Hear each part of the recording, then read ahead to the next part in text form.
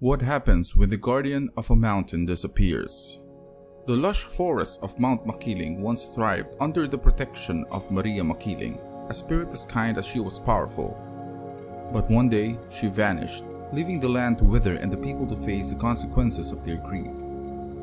Was this a justified withdrawal, or did the villagers seal their own fate?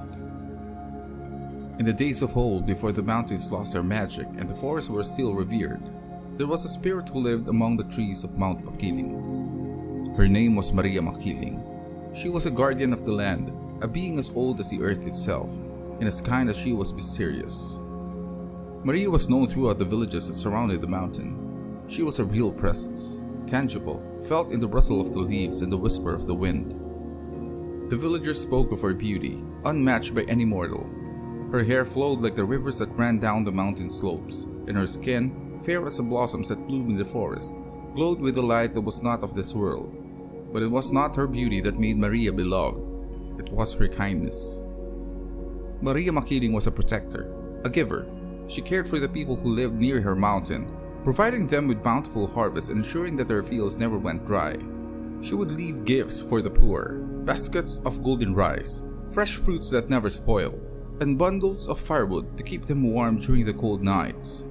She was generous, asking nothing in return but respect for the land she guarded. But as the years passed, the villagers began to forget the source of their blessings. The rice in their granaries seemed endless, and the fruits in their baskets never dwindled. In their comfort, they grew complacent, ungrateful. They no longer saw Maria's hand in their prosperity, instead took her gifts for granted. It began with small acts of greed. A farmer, finding a basket of rice on his doorstep, took it as his due rather than a gift. He boasted of his good fortune, never once thanking the unseen benefactor. Others followed, taking more than what was given, cutting down trees in the forest to build larger homes, hunting the animals that Maria had protected. The mountain, once vibrant and alive, began to wither under the weight of their greed. Maria Makiling watched in silence as the people she had cared for turned away from her. She saw the trees fall, the animals disappear, and the once lush fields grow barren.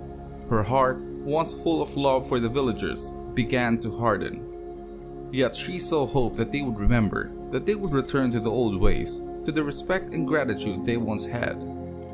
But they did not. They continued to take, to exploit the land without thought, until one day, Maria Makiling disappeared.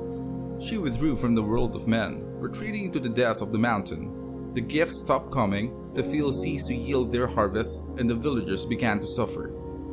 Their once endless supplies of food dwindled, and the forest that had provided them with all they needed was gone. The villagers searched for Maria, but she was nowhere to be found. The mountain, once a source of life and prosperity, became a place of desolation. The rivers ran dry, and the winds howled through the barren trees like the lament of a grieving mother. The people, now realizing their folly, tried to repent, to call out to Maria for forgiveness, but it was too late. The spirit of the mountain had left them, and with her departure, so too had their fortune. And so, the story of Maria Makiling became a reminder of what was lost through ingratitude and greed.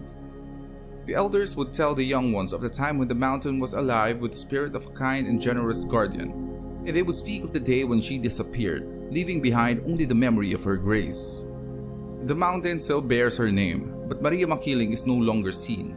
Some say that on misty mornings, if you listen closely, you can hear her voice in the wind, a soft, sorrowful whisper. Others believe that she may one day return if the people learn to respect the earth once more. But until that day, Maria Makiling remains a ghost, a forgotten guardian, lost to the world that once revered her. This is just but one story, a tale of loss, of human folly, and the delicate balance between man and nature. But there are more stories to tell. Don't forget to subscribe for more amazing stories from around the world.